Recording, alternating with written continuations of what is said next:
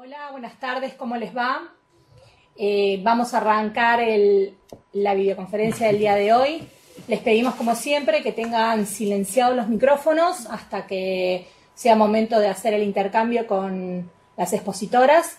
Así que, bueno, las dejo junto a ellas. Bueno, ¿cómo les va? Buenas tardes a todas, a todos, a todes. Mi nombre es Daniela Gasparini, yo soy licenciada en Psicología y soy del equipo de coordinación del Programa Nacional de Rescate y Acompañamiento a Personas Damnificadas por el Delito de Trata. Esto pertenece al Ministerio de Justicia y Derechos Humanos de la Nación. Bueno, es mi primera vez hablando y capacitando a través de este sistema que me parece muy bueno y novedoso. Espero poder llegar y ser clara. Después seguramente si ustedes tienen preguntas, dudas, ninguna duda, ninguna pregunta está de más. La problemática de trata es una problemática muy interesante, pero se sabe muy poco, así que bienvenidas todas las dudas y las preguntas. Yo voy a ir retomando algunas cuestiones, por ahí alguno que otro ya sabe algunas cuestiones sobre la trata, pero para mí es importante retomarlas para, bueno, después adentrarnos un poquito más específicamente en lo que es salud, ¿sí? Bueno, no sé si ya sabrán que la ley 26364, que se creó en el año 2008, es la ley para prevenir y sancionar el delito de trata, ¿sí? Es una ley bastante actual, tiene algunos antecedentes, pero bueno, en nuestro país esa ley dio lugar a que se pueda crear lo que es el Programa Nacional de Rescate, que es justamente el programa que da cumplimiento a esa ley, que es el que yo pertenezco, ¿sí? Después, en el año 2012, esa ley tiene algunas modificaciones en función de los derechos de las víctimas y es en función de esas modificaciones que se crea la línea nacional 145, que es la línea nacional de denuncias, ¿sí? Que después vamos a hablar un poquito sobre la línea. Bueno, la modificatoria de la ley, bueno, pasa a ser la ley 26842, para que la apunten si quieren. Bueno, a ver, vamos a retomar algunas cosas o aclarar algunas cosas. O sea, dentro de lo que es el delito de trata hay diferentes etapas o lo que se conoce legalmente como acciones típicas, ¿sí? Que tienen que ver con, bueno, los diferentes momentos o acciones que se llevan adelante para que sea efectiva la trata de personas, ¿sí? Entre las cuales están el ofrecimiento, ¿sí? La captación, el traslado o transporte, la recepción, la acogida y como fin último la explotación, ¿sí? La explotación no es necesario que se consume al momento de que uno puede rescatar a una víctima, ¿sí? Pero siempre y cuando se entienda que hay una intencionalidad de la explotación. El programa nacional está compuesto por psicólogas, trabajadoras sociales, abogadas, abogados, bueno, hay politólogas también, bueno, hay personal administrativo y también hay personal de la Policía Federal Argentina que está capacitado para poder llevar adelante una intervención con una víctima. O sea, son policías que están exclusivamente designados a la custodia de las víctimas y de las profesionales cuando están en el campo. En el campo es en cualquier tipo de intervención o procedimiento, ¿sí? Eso es importante porque después vamos a retomar algo que tiene que ver con la confianza de la víctima hacia diferentes efectivos de las diferentes fuerzas policiales, ¿sí? El programa nuestro, o sea, interviene cada vez que una fiscalía o un juzgado, generalmente juzgados y fiscalías federales, ya que se trata de un delito federal, nos convoca, ¿sí? Ellos nos convocan a través de un oficio judicial. Cuando nos convocan de cualquier punto del país. Ya acá veo que hay interactuando personas de diferentes puntos del país. Veo también Bahía Blanca, con quien trabajé mucho tiempo. Yo antes de estar en el sector de la coordinación de procedimientos, estuve mucho tiempo en lo que son los equipos de campo, que son los equipos de intervención, que vamos a los allanamientos, a los hospitales, a los juzgados, a centros de la policía, donde las víctimas se pueden presentar. O sea, el rescate de una víctima para nosotros, que eso es muy importante, porque este programa justamente está en el rescate, está en el primer momento, y desde el primer momento, acompañando a la víctima, puede intervenir en diferentes lugares, ¿sí? Lo común es que intervenga en allanamientos, ¿sí? Los allanamientos a veces son productos de denuncias que vienen de otros lados, incluso el 145, que después lo vamos a retomar, pero también, o sea, pueden ser allanamientos por investigaciones judiciales que se vienen elaborando, ¿sí? Entonces, los juzgados o fiscalías nos dan intervención y nosotros conformamos los equipos y vamos hacia los lugares donde nos están esperando para llevar adelante el procedimiento. Esto lo digo porque es muy importante, porque no solamente los allanamientos son la única forma de intervención. En un hospital donde una persona puede tener el primer contacto con una posible víctima de trata, es muy importante que tengan en cuenta que nosotros también podemos intervenir ahí, ¿sí? Tanto en el hospital como en el allanamiento, como si una víctima se presenta voluntariamente a alguna sede de la Policía Federal en cualquier punto del país, ¿sí? Como una fiscalía, bueno. Eso va a depender mucho de cuál es la situación de cada víctima y si se logra escapar o si logra contar con algún recurso simbólico para poder hacer la denuncia. Ya vamos a ver que hay diferentes situaciones de vulnerabilidad que hacen que muchas veces las víctimas no sean las que puedan denunciar. Cuando hablábamos de... Ahí yo quiero hacer un paréntesis para hablar de las finalidades, ¿sí? Que son lo que habíamos dicho antes. Tenés diferentes medios de captación, diferentes medios de traslado, diferentes etapas en las que se va dando el delito, pero las finalidades son varias, ¿sí? Entre las cuales, están las finalidades como pensando desde la explotación sexual, que son la facilitación de la prostitución ajena, están las finalidades de trabajos forzados, ¿sí? Que tiene que ver con la explotación laboral, la finalidad de pornografía infantil, ¿sí? O similares. Matrimonio forzado es algo que no se da mucho en nuestro país, pero tuvimos algunos casos de familias gitanas que casaban a sus hijas con señores más grandes y está investigado como trata también. Extracción forzosa de órganos, tejidos y fluidos humanos, ¿sí? Tenemos a grandes rasgos y también reducción a la servidumbre, ¿sí? O trabajo esclavo, se le diría. A grandes rasgos nosotros podemos dividir la trata de personas en dos finalidades, la explotación laboral y la explotación sexual. ¿Por qué? Porque son las finalidades, primero, más conocidas por todos, pero no las únicas, pero las que más se dan en nuestro país. Dentro de las laborales está el taller clandestino, está el campo de cosecha o de criadero de animales, están la reducción a la servidumbre en casas de familia, que parece que son personas que van y hacen servicios domésticos y realmente no, o sea, incluso muchas de las víctimas son trasladadas desde otro país para, aislarlas de sus redes sociales y familiares. Y, dentro de lo que es la explotación sexual, principalmente lo que se conoce como los prostíbulos o las whiskerías, ¿sí? Que son los lugares que parecen boliches o bar pool, que muchas veces tienen habitaciones en algún lugar de ese bar, atrás, en el fondo, al costado, o a veces no las tienen ahí, las habitaciones, las tienen a la vuelta en un hotel, o las tienen en un departamento, en una casa, por lo cual es interesante tener esto en cuenta, que a veces lo que uno ve, o por ahí no es el todo, ¿sí? O sea, muchas veces empieza ahí, en ese bar, y termina en el hotel o en el departamento de la vuelta, ¿sí? También están los departamentos privados, que funcionan puertas adentro, o sea, no sería a la calle, o sea, no sería un bar, sería un departamento en un edificio o una casa. Eso se le dice privado, ¿sí? Eso es lo que más se conoce. Pero después, aunque no lo crean, yo he estado en lugares como almacenes donde atendían dos personas viejitas y al fondo había un prostíbulo, ¿sí?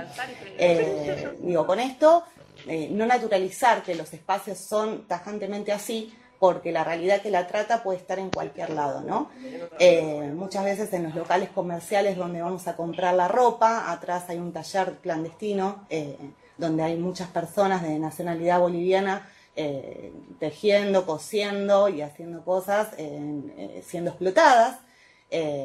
Por lo cual, o sea, digo, para que nosotros empecemos a profundizar y abrir nuestra cabeza en qué es la trata, ¿no? Y poder destrabar algunos mitos.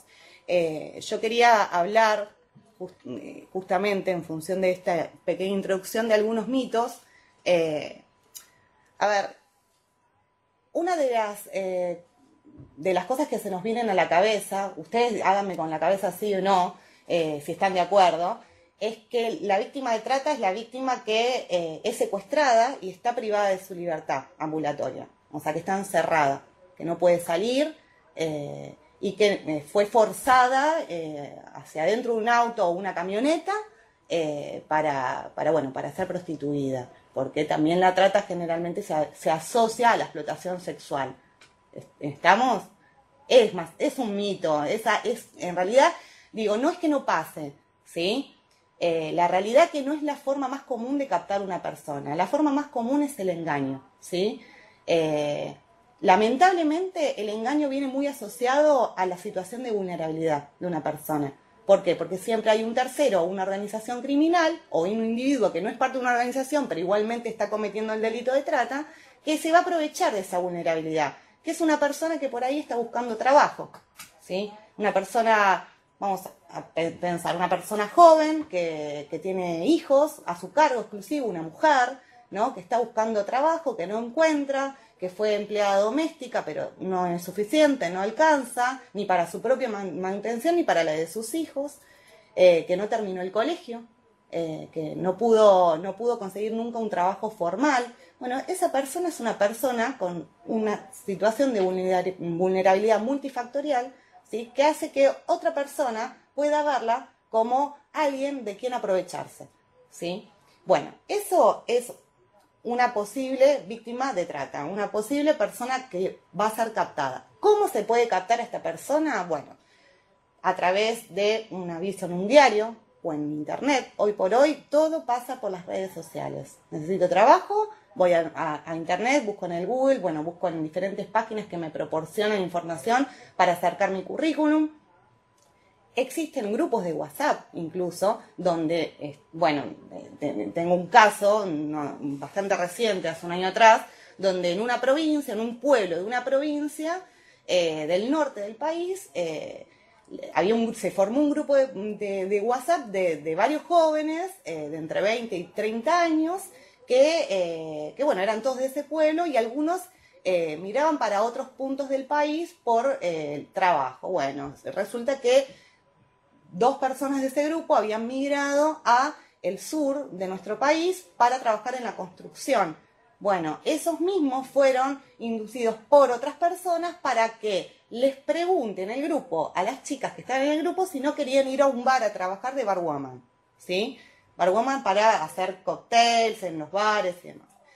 Estas chicas eran 2 chicas de 20 y 22 años, madres solteras, sin haber podido terminar su escolaridad formal, con muy pocos recursos socioeconómicos. Después de dudar, bueno, una estaba más segura de que lo tenía que hacer porque no le quedaba otra, la otra chica estaba más en duda porque irse hasta el sur, no tenía ni el dinero para el pasaje, si se tenía que volver, y sus hijos, bueno, le parecía medio rara la situación, pero su amiga la convenció que vayan juntas porque tampoco quería ir sola. Bueno, la cuestión es que fueron juntas, les mandaron el pasaje, ¿sí? Ellas tuvieron que anotar el número de ticket y con su documento sacaron el pasaje, volaron hasta un lugar muy alejado en el sur, que es Río Grande, que es casi una isla, ¿sí? Y cuando llegaron, bueno, les estaban esperando estos muchachos que les habían hecho la oferta, que ya vamos a ver si son parte activa, digamos, de la organización delictiva o no, o simplemente los utilizaron para captar a estas chicas.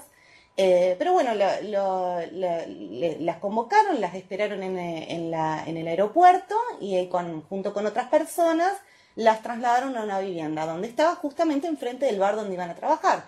Bueno, al mismo día a la noche ingresaron al bar y se dieron cuenta que, bueno, que su trabajo, que no era un bar común donde uno va a tomar algo con una amiga, sino que era un prostíbulo, una whiskería, donde los únicos concurrentes eran varones, y que primero se tenían que tomar unas copas y después tenían que hacer lo que se llama pases, ¿sí? Lo digo con comillas porque así es como se le dice. Una víctima de trata, una persona, una mujer o una persona trans en situación de prostitución, cuando vos le hablas de pases, sabemos que es el momento donde van a la habitación, o al auto, o a la calle, a la esquinita a la vuelta, a estar con el cliente prostituyente. ¿Sí? Nosotros le decimos clientes prostituyentes porque no son cualquier cliente, no es que van a un supermercado y compran la leche, o sea, van a comprar mercancía, que esa mercancía es el cuerpo de las mujeres, ¿no? Entonces ahí hay una cuestión de género muy fuerte, una problemática de género muy, muy fuerte en una sociedad con un sistema patriarcal muy arraigado, donde todavía naturaliza que los varones tienen que ir a los prostíbulos porque tienen necesidades sexuales que saciar, ¿no? Por lo cual, el cliente hoy no está penalizado, pero bueno, ojalá algún día lo esté, y por eso nosotros le agregamos a la palabra cliente prostituyente, porque para nosotros también es parte del delito, porque sin clientes no hay trata. Es así, hay demanda, hay trata sexual, ¿no? Bueno, entonces, volvamos. Estábamos con este mito del secuestro, estar las víctimas encerradas. Bueno, hoy por hoy la mayoría, no es que no pase, que no pueda llegar a pasar, pero la mayoría de las víctimas con las que nos encontramos están en otra situación. Están principalmente aisladas de sus redes, ¿sí? La mayoría de las víctimas con las que hablamos no están en el lugar donde residen, otras sí, ¿sí? Pero muchas migran desde otros países y de otras provincias también, ¿sí? Nuestro país también es un lugar de explotación, o sea, recepción, acogida y explotación, ¿sí? Además de ser un país de captación, porque muchas de las víctimas van hacia el exterior de nuestro país también, pero somos un país donde hay mucha explotación también que hay que erradicar. Después sabemos, pensamos que las víctimas en general se reconocen como víctimas. Entonces, como una víctima va a ir, digo, en la misma línea de pensar en el engaño y en estos ejemplos que di, que la víctima va a ir y va a decir, hola, soy víctima de trata, ¿sí? Que si no es víctima, no va a decir, no, miren, yo, o sea, trabajo por mi cuenta, yo hago lo que puedo, a mí sí me pagan algo por mes, esto es un trabajo digno. Digo, estamos hablando fines de explotación sexual y laboral, ¿sí? Uno piensa que la víctima va a decir, sí, hola, llegué, soy víctima, necesito ayuda. La realidad es que eso es muy poco frecuente, ¿sí?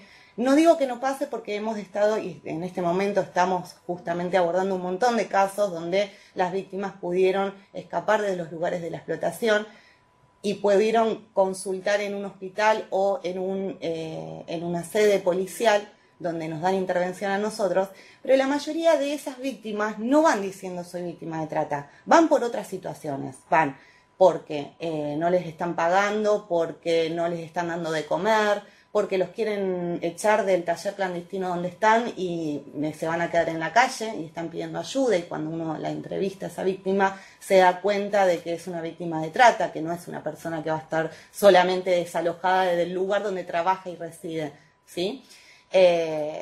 Bueno, como esos ejemplos hay un montón, pero la mayoría no se reconoce como víctima. Así que el mito de que las víctimas de trata son las que realmente saben que son víctimas y lo pueden exteriorizar y lo pueden decir, también tenemos que estar atentos, porque eso no es el caso con el que nos vamos a encontrar mayoritariamente, ¿sí?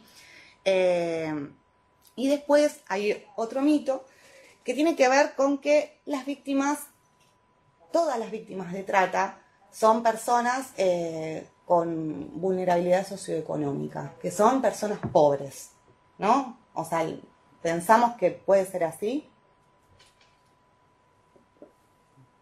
Bueno, la mayoría sí. La mayoría son personas de muy pocos recursos económicos, personas que no han podido, como dije antes, terminar el colegio. Veo que se suman algunos, por eso retomo también, que no han podido terminar el colegio, que no han conseguido laburos formales, que les permitan un salario digno que represente poder mantenerse a ellas mismas y a sus familias, que son madres solteras. Hay una multiplicidad de factores, ¿sí?, que se ponen en juego, que hacen que una persona esté, que sea pobre o que esté en una situación de conflicto socioeconómico, ¿sí? Pero sí, muchas de ellas son pobres. Ahora, no todas. Y hemos tenido varios casos de prostitución, por ejemplo, ¿no? De prostituir a chicas jóvenes en lugares de alto nivel, ¿no? Esos casos juegan con una vulnerabilidad, que no es la económica, sino más bien las expectativas culturales que tienen estas chicas, ¿no? Que entienden que tienen que ser mujeres, que puedan estar en los medios, que quieren ser modelos, que quieren ser actrices, vedettes, que quieren traspasar la pantalla y bueno, tienen expectativas, ¿no? Por eso hay que estar atentos también a las falsas agencias de modelo, ¿sí? Esas falsas agencias de modelo, uno piensa que no existen, pero existen. Existen, están en todas las provincias, están mucho en los pueblos también, llegan, porque ahora con las redes llega a todos lados todo, mucho se mueve por internet, mucho por WhatsApp, por Instagram, por Twitter, digo, todas las redes sociales hacen que todas esos lugares que después explotan a las mujeres lleguen a todos los puntos del país, ¿no? Entonces, estas falsas agencias de modelo, porque decimos falsas, no porque son agencias de modelo, o sea, y por ahí muchas de ellas después son modelos, pero ¿qué pasó en el medio antes de que sean modelos? ¿Y qué pasó con las que no llegaron a ser modelos, no? Bueno, muchas de ellas también lo que hacen es incentivar a las pibas para que hagan presencias en boliches. Esa es la primera parte. Las presencias son que vayan a los boliches y que estén paradas ahí tomando algo, pueden tomar alcohol o pueden tomar gaseosa, pero su función principal, y te lo dicen ellas, es atraer varones, ¿no? Después de las presencias sigue el desfile, y por ahí el desfile de la chica que está en Formosa es en Mar del Plata, ¿no? Y después ese desfile de Mar del Plata es en Uruguay, o en Chile, ¿no? Y después es en España, o después las invitan porque son bailarinas a bailar a Italia, ¿sí? Bueno, estas cosas suceden cuando llegan a los lugares donde sería el fin último, intermedio, para que ellas puedan acceder a esas expectativas que construimos culturalmente en este sistema patriarcal, donde los cuerpos son expuestos, donde hay un modelo de qué es ser una mujer y cómo tiene que verse una mujer y cómo va a triunfar una mujer, hacen que, bueno, estas mujeres posiblemente lleguen a un prostíbulo, ¿sí? Hemos tenido algunos casos también bastante recientes. Entonces, digo, para destrabar que todas las víctimas de trata son pobres, no todas son pobres, la mayoría están en una situación socioeconómica compleja, pero además la pobreza es uno de los factores de vulnerabilidad y no es el único. Y generalmente la pobreza no se da sola como factor de vulnerabilidad. A veces está combinado con otros factores de vulnerabilidad, a lo que yo llamaría una vulnerabilidad multifactorial, ¿sí?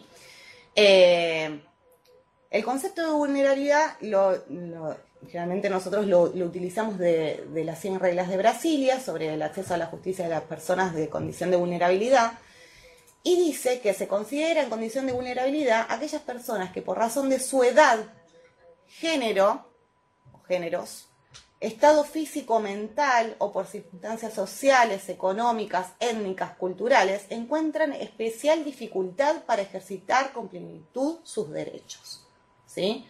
Entonces, hay varios factores de vulnerabilidad. Uno es el género, ¿sí?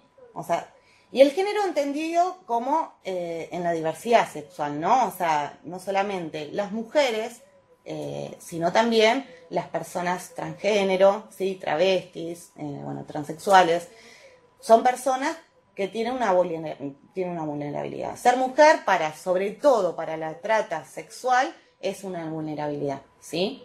Y sobre todo si sos joven, ¿no? Y sobre todo si sos pobre y si sos madre soltera y necesitas poder acceder a bienes económicos para poder salir adelante, ¿sí? Y esto también lo agrego porque muchas mujeres, porque la pregunta es, pero ¿todas están engañadas o algunas saben que van a ir a estar en situación de prostitución? Bueno, no, algunas saben que van a ir a un prostíbulo, ¿sí? O lo suponen.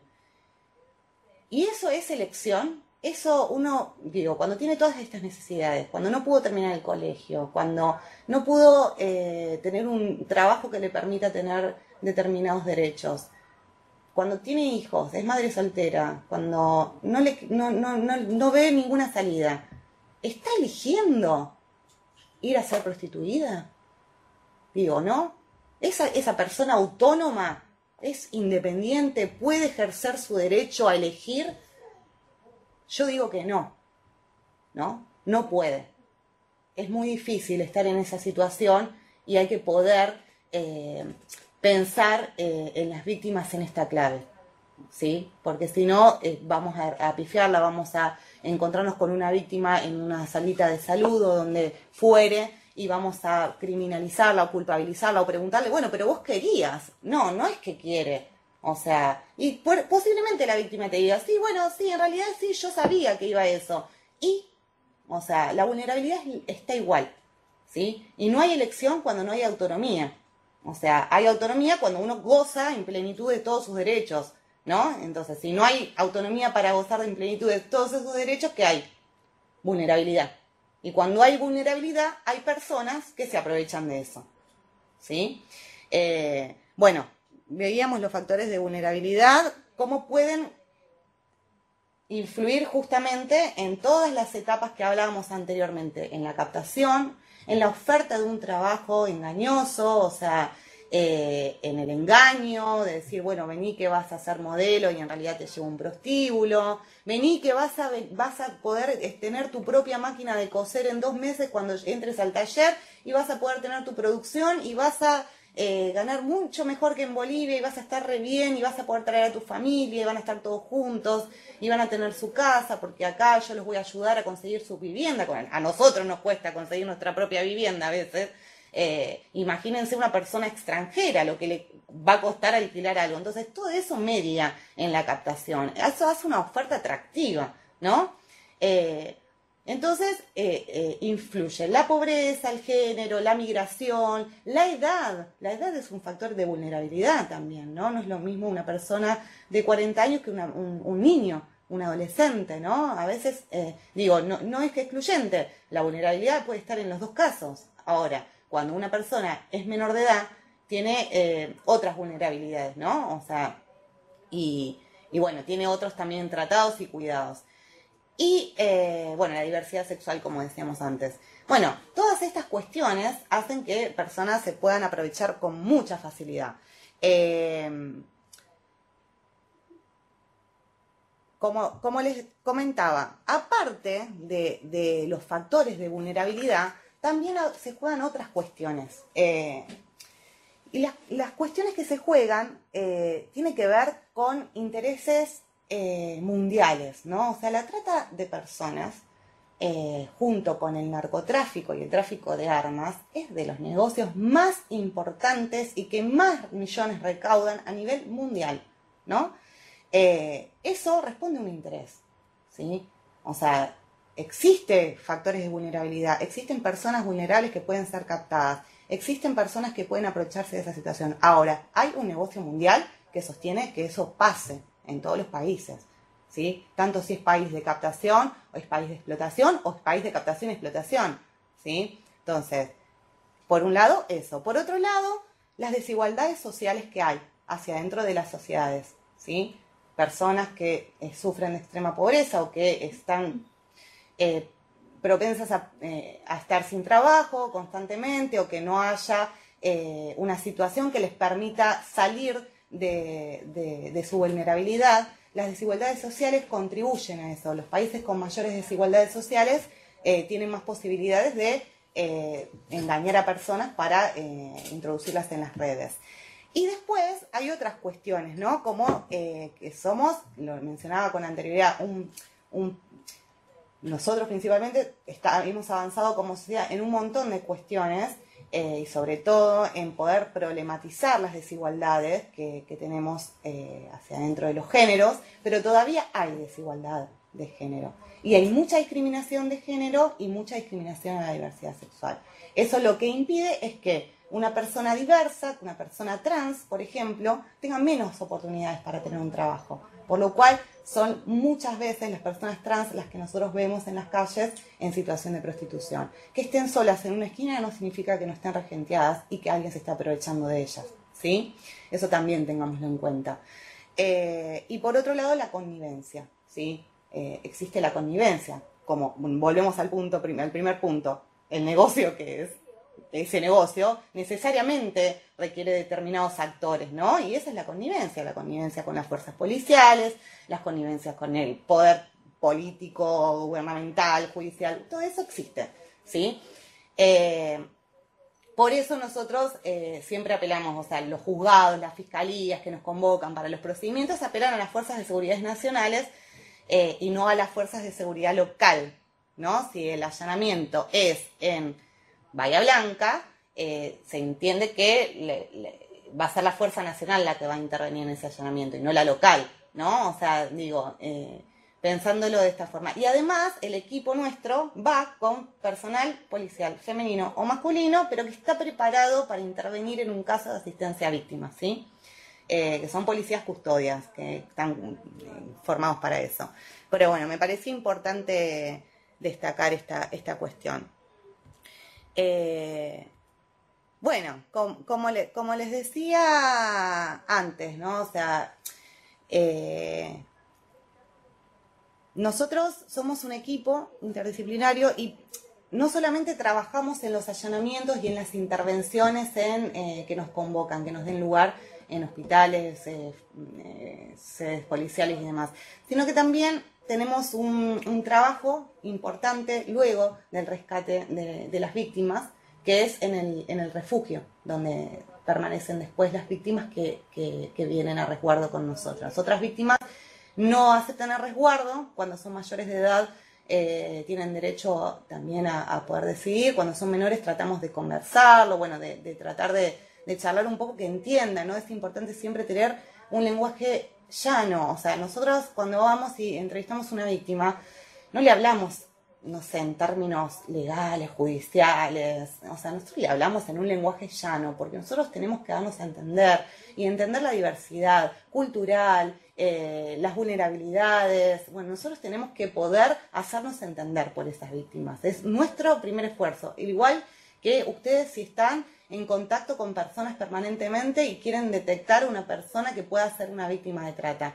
O sea, es muy importante cómo nosotros nos comuniquemos, ¿sí? Es importante la comunicación primero, porque a veces parece que se da sobreentendida, pero en realidad es importante la comunicación. Y después cómo podamos lograr hacernos entender, ¿no? Y poder entender lo que nos están diciendo también. Muchas veces hay barreras idiomáticas, hay veces, nosotros tenemos muchos casos de personas que no hablan en nuestro idioma, que no nos podemos entender, que hablan francés, que hablan en chino, en japonés. Bueno, nosotros tratamos en el instante de buscar intérpretes, buscar la forma de resolverlo, porque es importante escuchar y que nos escuchen, ¿no? Entonces, nosotros tenemos que romper esa barrera idiomática para poder llegar a esa víctima, que por ahí de entrada no se reconoce como víctima, ¿sí? Cuando nosotros nos encontramos con una víctima, nosotros, ustedes, digamos, cualquier persona, ¿no? Nos encontramos con una persona que ha sufrido un montón, ¿sí? Que ha pasado por diferentes violaciones a sus derechos humanos, aún los haya naturalizado, ¿sí? Por eso retomamos el concepto de que no todas las víctimas se pueden reconocer como víctimas. Aún los haya naturalizados, esas vulnerabilidades, esas violaciones a sus derechos humanos están igual, ¿sí? Hay violencia física, hay violencia verbal, hay violencia psicológica, que es la que más prima, ¿sí? Bueno, hay violencia económica. Nosotros hemos trabajado mucho también con casos donde una familia entera era explotada en un campo, pero quien guardaba el dinero, el poco dinero que les daban, era el varón. O sea, la mujer estaba en una situación de vulnerabilidad peor, ¿no? O sea, y muchas veces hemos encontrado situaciones de violencia de género hacia adentro de los grupos, pero sobre todo por parte de los empleadores, que son para nosotros tratantes, ¿no? Pero que ellos lo veían con cierta naturalidad, ¿no? Porque venían de realidades tan difíciles y tan crudas que esto les parecía menor, o como que había sido una mejora en su vida. Entonces, digo, esto hay que tenerlo presente. Esas violencias hacen efecto en el cuerpo y en la psiquis y en las emociones, ¿sí? En la subjetividad de una persona, ¿sí? Son personas que han recibido menosprecios a su vida, que han recibido insultos, que han sentido que no servían para otra cosa, las han hecho sentir que no servían para nada más. Y además han estado siendo tratadas en condiciones de muchas inseguridades. Por ejemplo, faltas de higiene total, ¿sí? Hacinamiento. En los talleres se ve mucho oler el polvillo de las máquinas porque no tienen barbijo, no les dan herramientas. En los campos lastimadas las manos, muy lastimadas, porque tampoco les dan herramientas de trabajo. Bueno, como eso, inimaginables cosas, ¿sí? Lo que digo es que han sido víctimas y se han producido daños a su integridad física y psíquica. En esa situación está una víctima de trata, aunque a veces no lo aparente. Y a veces el primer contacto que se tiene con esa víctima es en un hospital, ¿no? En un hospital, en una salita, en un CESAC, en un centro de salud de un barrio, ¿sí? Ahí es muy importante poder ver los síntomas que tiene. Digo, pueden presentar, yo les voy a leer algunos síntomas que pueden presentar, ¿no? Dificultades respiratorias, alergias, lesiones corporales, pérdida de la audición, enfermedades gastrointestinales, muchos problemas odontológicos, sobre todo en niños. Bueno, puede presentarse una víctima con consumo problemático de estupefacientes o drogas, alcohol o síndrome de abstinencia, ¿sí?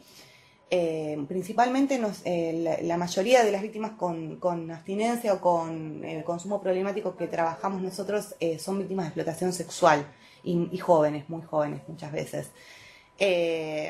Bueno, después también depende del tipo de explotación, sobre todo en la sexual, algunas lesiones en los órganos genitales, bueno, faltas de control del embarazo. Tenemos, bueno, varias víctimas que han estado en la casa refugio, bueno, con un embarazo avanzado, producto de una violación de un cliente prostituyente o un proxeneta, que le hemos preguntado y nunca se han hecho un control, ¿no? O sea, eso también pueden llegar víctimas que vengan por otra cosa y de repente están embarazadas y les preguntás, ¿hiciste alguna vez un control? No, porque bueno, son todas cosas para observar. Ahora, son todos síntomas que también puede presentar, o enfermedades o situaciones complejas que puede presentar cualquier persona, ¿no? O sea, digo, no son enfermedades, síndromes o síntomas específicos de una persona víctima de trata, pero sí suele pasar que estos síntomas, a veces acompañados de la persona y del equipo de salud que interviene,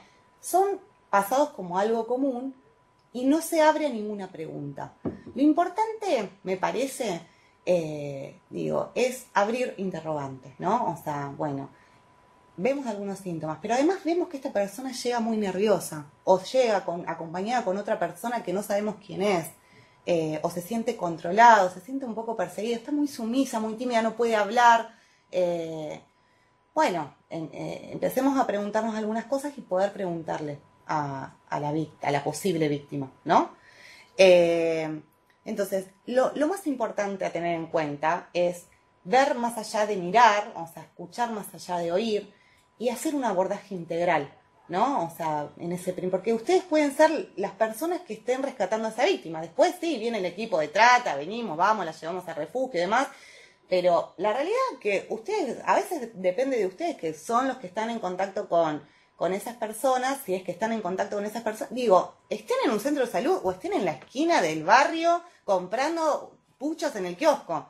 Digo, o sea, esto es, digo, para concientizar en todos los sentidos, ¿no? No solamente en la vida institucional laboral, sino también en la vida cotidiana que tenemos, ¿no? O sea, si pasamos por un lugar y vemos que ese bolichito es medio raro, y bueno, también, si vemos una chica que sale un poco perdida, desorientada, que no sabe qué hacer, y bueno, también es una posible situación que nosotros tengamos que poder atender y que estaría bueno que puedan denunciar, ¿no? Entonces, bueno, esto, ¿no? Poder abrir un interrogante, hacer un abordaje integral, tratar de tener un abordaje privado con esa persona, ¿no? O sea, si la persona está acompañada, preguntar quién es esa persona y, en todo caso, pedirle que se corra y tener un abordaje con la persona sola, ¿sí? Porque muchas veces están controladas, porque las víctimas también van al hospital, a veces van solas y a veces van acompañadas de sus tratantes o de la encargada del boliche, ¿sí? Si llega alguien para pedir una libreta sanitaria, por ejemplo, una mujer, 30 y pico años, necesito hacerme una libreta sanitaria, ¿sí? Aunque no lo crean, en muchos municipios de nuestro país todavía les piden libretas sanitarias. Ahora, no les piden libretas sanitarias para ver de cuidarlas a ellas, no, les piden libretas sanitarias para cuidar al cliente prostituyente, ¿sí? O sea, para ver si tiene HIV, para ver si tiene sífilis, para ver si tiene alguna enfermedad de transmisión sexual, ¿sí? Porque muchas veces ni preservativos les dejan usar, porque eso costea un poquito más, ¿no? Bueno, eso también tiene que llamar la atención. Bueno, y como decíamos, poder hacer un abordaje integral tiene que ver con escuchar. Escuchar qué dicen, dónde trabajan, si es víctima de explotación sexual, difícilmente les diga que están trabajando en un prostíbulo. Pero bueno, ustedes van a poder detectar ahí algo que les permite pensar que, bueno, por algo no está pudiendo decirlo, ¿no? Una persona que trabaja en un taller puede decir que trabaja en un taller, o que trabaja en el campo puede decir que trabaja en el campo. Ahora, el problema que tenemos ahí es muchas veces con la población migrante, ¿sí? La población migrante de otros países. El problema es su situación migratoria y las amenazas que reciben constantemente por parte de sus tratantes de que los van a deportar si son extranjeros. Entonces, esa situación también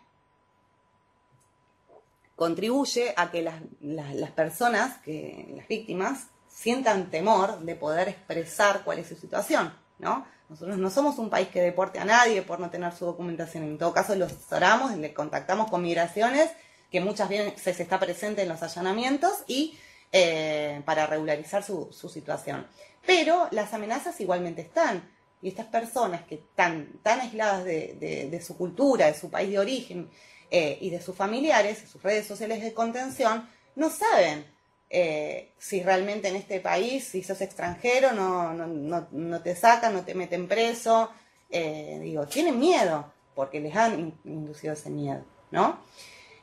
Bueno, una persona temerosa, una persona que está como angustiada, o que con síntomas depresivos, o bajoneada, por ahí son cosas que puede presentar cualquiera, como ya les dije, pero si nosotros hacemos mediar la palabra y circular un poco la información, seguramente podemos encontrarnos con cuál es su situación de vulnerabilidad y en función de eso pensar que estamos ante una víctima de trata.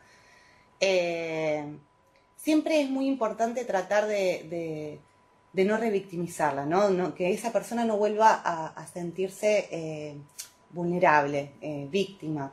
De tratar de cuidar el lenguaje, de no culpabilizarla, de no hacerla sentir mal, de no violentarse, de hablarle de ser empáticos, de poder generar un lazo de confianza.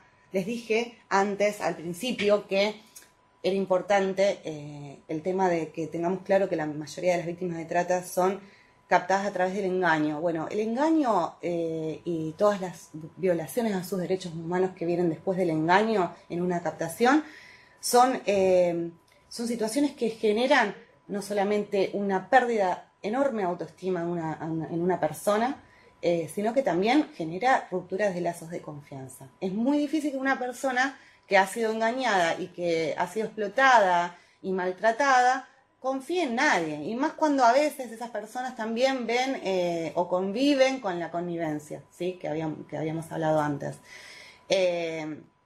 Como nosotros somos, a nosotras también nos pasa, digo, nosotros apenas entramos a un allanamiento les decimos, chicas, nosotros somos psicólogas, trabajadoras sociales, no somos de ninguna fuerza, no somos del juzgado, o sea, poder enmarcar nuestro rol en la salud y bueno, en la atención integral de una persona, porque no porque lo otro sea malo, sino porque ellas están muy acostumbradas a convivir con todo este tipo de maltratos y engaños por parte de todos.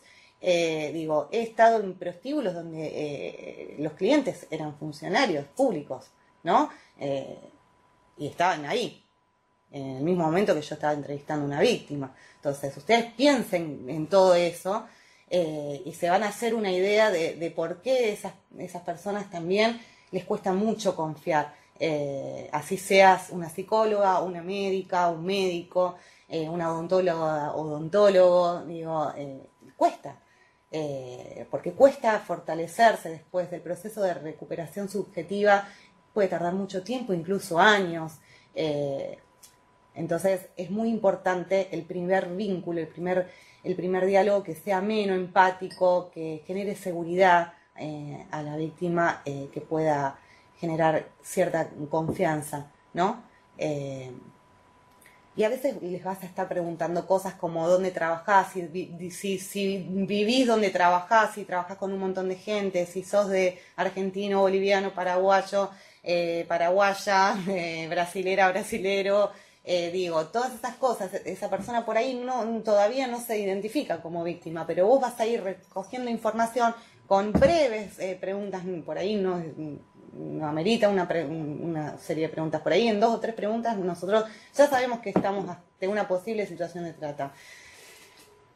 ¿Qué hacemos en ese momento? Bueno, y ahí depende mucho de los lugares, instituciones, organismos donde ustedes estén. Generalmente yo siempre aconsejo y me parece que es la modalidad que tenemos y que es la más importante, que es el trabajo en equipo. O sea, no está bueno que nosotros nos sobrecarguemos solos. Digo, no sé, soy psicóloga, estoy justo atendiendo a una paciente y esa paciente es la 3ª sesión que viene.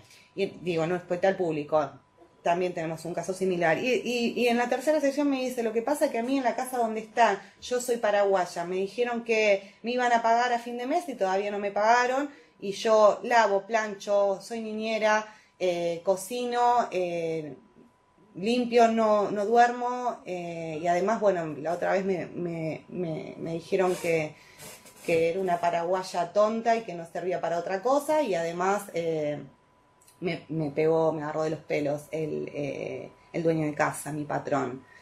Y bueno, es una posible víctima de trata, explotación laboral, reducción a la servidumbre, / esclavitud, ¿no? O sea, y esa persona por ahí, en ese espacio terapéutico en el hospital, que vino por otra cuestión, porque, no sé, me permitió mi jefe venir a buscar alguna medicación para calmar mi ansiedad, porque estoy muy nerviosa. Bueno, la psicóloga pudo detectar esa situación, ¿no? O sea, entonces, por ahí el jefe / tratante está afuera esperándola y vos adentro del consultorio en el hospital estás detectando un caso de trata. ¿Qué hacer? ¿No? Bueno, no trabajar solo. O sea, consultar con tu equipo de trabajo. Si es un equipo de salud mental, está conformado por más de una persona, un psicólogo, una trabajadora social, bueno, un médico, un psiquiatra, bueno, o un jefe de servicio, ¿sí? Poder actuar rápidamente. Si hay seguridad en el hospital, tratar de que la seguridad se acerque hasta el lugar para poder resguardar a la víctima y obviamente el equipo profesional de la persona que puede estar ahí, que no sabemos quién es y qué nivel de riesgo se corre tanto la víctima como el equipo, y automáticamente poder hacer la denuncia, ¿no? La denuncia se puede hacer, o sea, se puede hacer en comisaría, se puede hacer en fiscalía, se puede hacer en juzgados, se puede hacer en seguridad, y también se puede hacer en el 145. Las características de la línea 145, ¿no? O sea, si nosotros estamos en un hospital, por ejemplo, o se saca una salita que depende de un municipio y tenemos contacto permanente con una fiscalía, un juzgado que es piola, que nos va a atender, que tiene un teléfono abierto a las 24 horas, podemos hacer el llamado junto con el equipo, con el jefe de servicio, con la autoridad del hospital, bueno. Y si no, también podemos hacer el llamado al 145, ¿no? O sea, el llamado al 145 se puede hacer, primer punto, 24 horas, ¿sí? Es una línea nacional, por lo cual desde cualquier punto del país se puede llamar. A cualquier horario y los 365 días del año, ¿sí? Y hay algo muy importante, que es una línea de denuncias anónima, ¿no? Muchas veces nosotros, digo, si pertenecemos o no a una institución o si somos parte de la sociedad civil y vimos algo y queremos denunciarlo, tenemos miedo, ¿sí? Muchas veces tenemos miedo porque, bueno, queda en nuestro nombre o que nos van a citar a declarar y yo no quiero que se sepa nada de mí. Bueno, a ver, miedo siempre hay, lo importante es denunciar. Y que sea anónimo es una ventaja para poder hacer la denuncia también, ¿no? Nosotros generalmente igual cuando son instituciones públicas de salud o de lo que fuere, tratamos de articular siempre cuando vamos al rescate, o sea, por ahí no decir el nombre de la profesional, pero sí decir la institución y dejar un teléfono, está bueno porque nosotros en el momento que recibimos la denuncia, así como la línea está 24 horas, los equipos técnicos de rescate están 24 horas. Y, por ejemplo, yo soy de las que arma los equipos para ir a los procedimientos y yo era una de las que salía y que puedo y sigo saliendo. La otra vez estuve en otra provincia, en un procedimiento también, y intervenimos en todo el país, pero a veces, bueno, somos realistas, ¿no? Tenemos el equipo central en Buenos Aires, Capital Federal, que va a todo el país y tenemos algunas regionales, ¿no? Pero a veces no tenemos equipos en todas las provincias, en todos los municipios, en todos los barrios, y no podemos llegar a la hora o a las 2 horas. Pero sí podemos articular con organismos que lo hagan y que puedan resguardar a esa víctima hasta que nosotros lleguemos, ¿sí? Cuando uno llama al 145, la denuncia tiene un circuito, y el circuito es judicializarlo, ¿no? La denuncia que nosotros vemos que es de trata, porque después recibimos otro tipo de denuncias, y cuando no tiene que ver con trata, lo derivamos a los organismos correspondientes, ¿sí? Pero cuando esto tiene que ver con trata o detectamos que podría ser una situación de trata o queremos descartar que no sea trata, ante cualquier duda, nosotros hacemos la judicialización inmediata, ¿no? Eso significa que la denuncia se pasa y se pasa en limpio y se envía por parte de las profesionales de la línea a la fiscalía, juzgado de turno que interviene, que corresponde, o a la Protex, ¿sí? La Procuraduría de Lucha contra la Trata, que es como la fiscalía madre de todas las fiscalías, ¿no? Pero especializada en trata, ¿sí? Eso es muy importante. Nosotros trabajamos mucho con Protex. Bueno, entonces hacemos la judicialización inmediata y si el caso amerita la emergente, urgente intervención, hacemos la derivación también a una Fuerza de Seguridad Nacional, ¿sí? Para armar el procedimiento. Esa fuerza se comunica y a su vez nosotros también con el juzgado de turno que interviene, porque por ley nosotros necesitamos el aval de un juzgado de fiscalía que pueda iniciar una causa y pueda perseguir el delito, y nosotros obviamente rescatar a las víctimas, y una vez los 3 organismos, tanto el Poder Judicial, nosotros, el Programa Nacional de Rescate, Asistencia a las Víctimas, y la Fuerza de Seguridad Nacional, acordamos una estrategia, vamos al rescate de esa víctima, ¿sí? Repito, cuando no es cercano donde estamos, activamos nuestros puntos de coordinación con servicios locales, digamos, de asistencia a víctimas, para que estén inmediatamente ahí presentes lo más inmediatamente posible, porque hay que actuar con celeridad en algunos casos. La verdad que una hora más, una hora menos hace la diferencia muchas veces, hasta que llegue el equipo. Y si no, bueno, en la general nosotros tratamos de estar en lo inmediato. Así que bueno, eso. No sé si dejamos un espacio para las preguntas, las dudas. Nosotros, para cerrar, una vez que la víctima queda a cargo nuestro en el refugio, nosotros tratamos de trabajar junto con ellas, fortalecer sus derechos, su subjetividad. Tenemos un equipo de psicólogas y operadoras que están 24 horas junto con personal policial que también está 24 horas. Asistimos a las víctimas a los diferentes hospitales para poder hacer los diferentes abordajes integrales en salud, y las acompañamos y vamos evaluando junto con ellas cuando ellas estén en condiciones de poder dar su testimonio, poder declarar. Una de las cosas muy importantes que agrega la modificación de la ley que se hace en el 2012 es que las víctimas puedan declarar en condiciones de cuidado especial, que eso significa que pueda declarar en cámara Gesell siempre que sea posible. Siempre están acompañadas por las psicólogas nuestras y por abogados nuestros, pero siempre que sea posible tratamos de que eso sea en un dispositivo de cámara Gesell, que no sé si todos saben lo que es, pero bueno, es como si fuera una habitación con unos vidrios, ventanas, que en la parte de adentro se encuentra la víctima con la psicóloga, que generalmente es del programa. Nuestro tenemos un equipo de psicólogas especializadas en la toma de cámara Gesell a víctimas de trata, que no son las mismas que rescatan, ¿sí? Que eso es importante también. Y que, bueno, del otro lado está todos los efectores de la justicia, nosotros, defensores, fiscalía, bueno, y se graba, ¿no? Si la víctima tiene identidad reservada, que también tratamos de cuidar y que, bueno, que se respete la identidad reservada en todo lo que es el proceso judicial. No se muestra la cara, solo se escucha la voz, no se dice su nombre.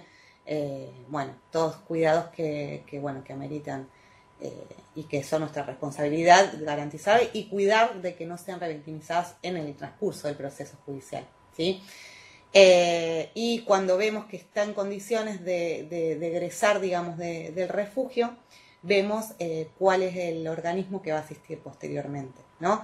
Si la víctima tiene derecho a permanecer en el país y es extranjera, eso es muy importante, siempre hay que escuchar a la víctima. Nosotros, si la víctima es de nacionalidad boliviana y quiere permanecer en el país porque en su país no quiso quedarse por las dificultades con las que se encontró allí, nosotros articulamos todo para que él pueda quedar en Argentina, articulando con los organismos competentes para la asistencia posterior, que esto es un hogar, un lugar donde puedan residir, que los puedan asesorar también para la búsqueda de empleo, que puedan continuar los hijos de esa pareja de nacionalidad boliviana con sus estudios en el colegio. Bueno, si la víctima se quiere ir de nuevo a su país porque no quiere estar más acá y quiere estar con su familia y en su lugar de origen, también se articula con otro organismo que es Desarrollo Social, CENAF, con quienes articulamos para que esas personas puedan retornar de forma segura y cuidada y acompañada a sus países de origen. Y así con todos los casos. También es muy importante tener en cuenta el caso por caso. Para nosotros hay generalidades y son las que estoy contando acá, pero como habrán escuchado, he introducido algunos ejemplos. Tengo 1000 ejemplos más, pero bueno, no da el tiempo tampoco. Es muy importante el caso por caso, ¿sí? O sea, no todas las víctimas son iguales, no todas las víctimas tienen las mismas formas de expresarse, tanto psíquica como físicamente. Y bueno, es muy importante también fortalecer su autoestima y para eso tienen que tener cada una un tratamiento especial, no por igual, sino para todas las víctimas y para cada una de ellas. Así que eso también como experiencia y como aprendizaje. No sé si alguno tiene algún comentario, alguna consulta, alguna duda.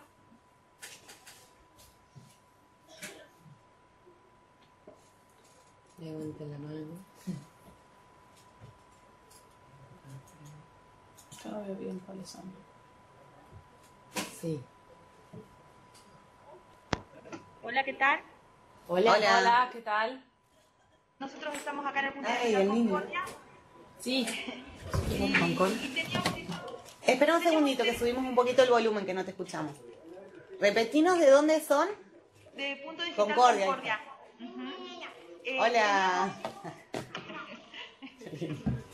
Teníamos interés en saber por qué es importante. Ustedes están en nación, ¿no es cierto? Y es importantísimo el trabajo que hacen. Yo te he escuchado, personalmente he tenido la oportunidad de viajar años anteriores y te he escuchado y la verdad que has contado cómo trabajan y situaciones cuando llegan y rescaten. La verdad que te pone la piel de gallina, ¿no? Y yo digo, nosotros acá nos preguntábamos con la compañera, en cada lugar sería importante que haya, ¿no? Porque si, como digo, que por ejemplo acá en Concordia no tenemos conocimiento que haya un grupo o que haya cerca un grupo así de rescate. Yo digo, ustedes tienen conocimiento, quizás si hay debieran de estar conectados con ustedes. Sí, bueno, gracias. Gracias por estar atenta, digamos, a esta problemática. Y bueno, veo que ahí son un grupito, les mando un saludo. Al niño ahí también que se está concientizando, muy bien. Después hay que hacer capacitaciones para niños, están muy buenas. Bueno, te quiero dar una buena noticia, que es que nosotros hace poco inauguramos la regional ahí en Entre Ríos. Tenemos 2 psicólogas y una trabajadora social. Y estamos muy afianzados ahí con el equipo de asistencia también a víctimas en general, no solamente de trata, por lo cual, si después nos querés pasar un contacto por ahí para ponerse en contacto, si es que necesitan algún tipo de capacitación personalizada, o para niños, o para alguna escuela, ellas se han acercado a algunas escuelas a dar algunas capacitaciones también. Porque esto, bueno, yo hice como un pantallazo muy general, pero después es bueno, si vos ya me escuchaste, por ahí tuvo que ver con algo general o por ahí tuvo que ver con algo más particular o específico, y a veces está bueno también pensar y preparar las capacitaciones en función de concientizar determinados grupos, ¿no? No todas las edades son las mismas, no todas las personas somos iguales, y bueno, en un colegio o en una institución o no sé, un CAJ, o sea, digo, Centro de Acceso a la Justicia y demás, está bueno que podamos hacer capacitaciones por ahí más por lugar, más específicas, y bueno, para tu alivio también estamos con el equipo ahí, así que sí, estamos cerquita y tenemos otra regional en Santa Fe que también está cerca, y bueno, y una profesional en Concepción del Uruguay también, que hace asistencia y cámaras GESEL y bueno, seguimiento. Buenísimo, entonces, Pero esta sí, tenés regional- razón, cuanta más descentralización mejor, porque es la capacidad de intervenir más rápidamente con equipos especializados en el rescate y después equipos especializados en la asistencia. Vos necesitas de los dos, digamos, ¿no? Seguro, sí, sí. Entonces, ¿este equipo regional dónde estaría o en qué parte de la provincia? ¿Cómo sería? Está en Entre Ríos, en la capital, en Paraná, pero bueno, o sea, no importa, porque ellas se trasladan. Nosotros Claro, después, si claro. querés, dejarnos tu contacto y hacemos unos intercambios de mail. Y si ustedes necesitan una capacitación, ya la mandan al programa y les decimos a las chicas que vayan, a las profesionales, ¿sí? Ah, excelente, muchísimas gracias, buenísimo. No, por favor.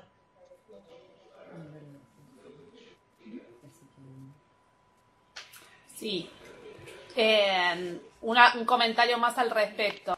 En lo que refiere a la asistencia integral posterior a la declaración testimonial, también se articula conjuntamente con las provincias a partir de los puntos focales provinciales, que también son espacios que en las provincias varían según cada provincia, en donde también se busca con el mismo objetivo la asistencia integral. Exactamente. No sé si quedó claro, si alguno tiene alguna duda más, alguno de los otros puntos digitales. Bueno, muchas gracias y bueno, reproduzcan esto también.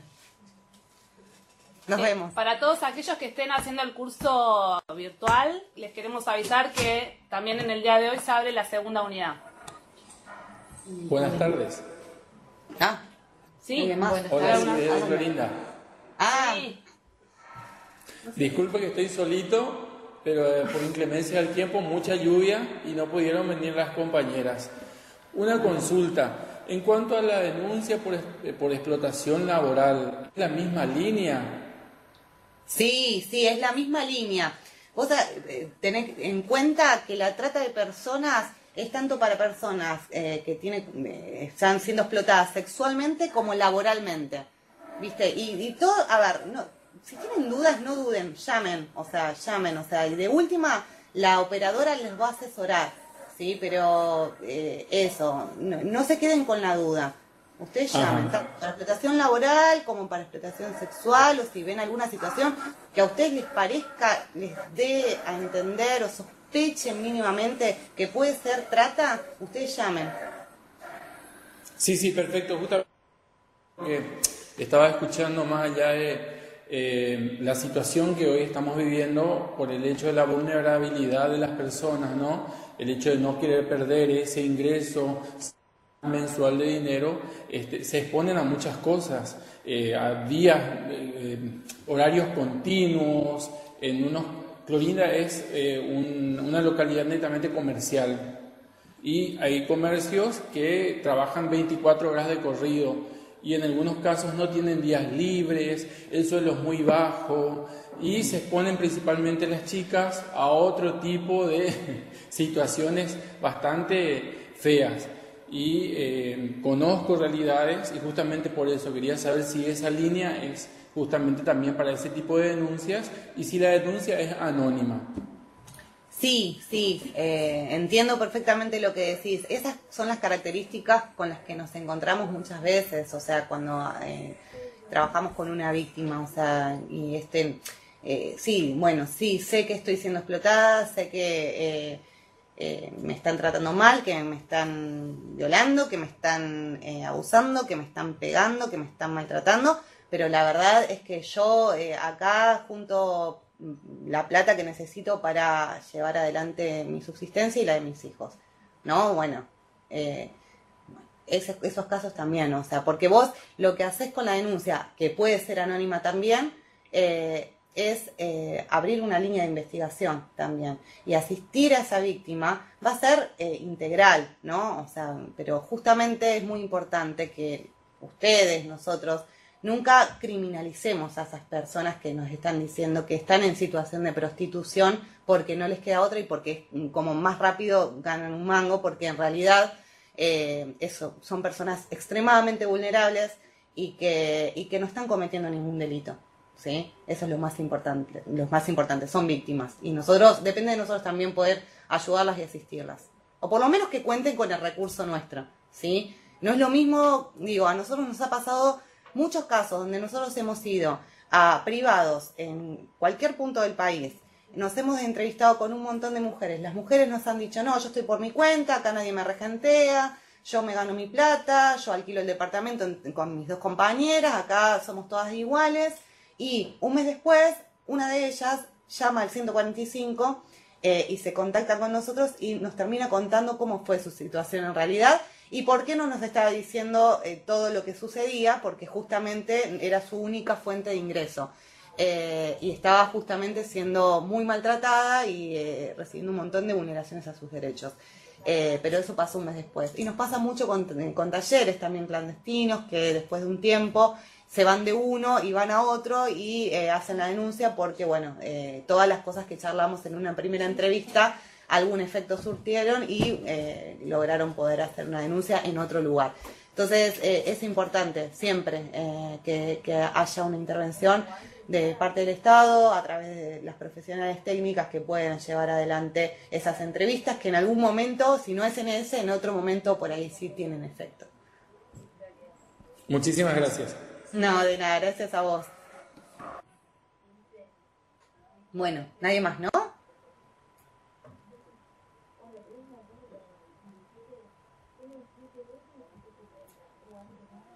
Bueno, si ya no hay más dudas, nos despedimos y los esperamos para los que estén inscritos en el curso virtual. Gracias. Hasta luego.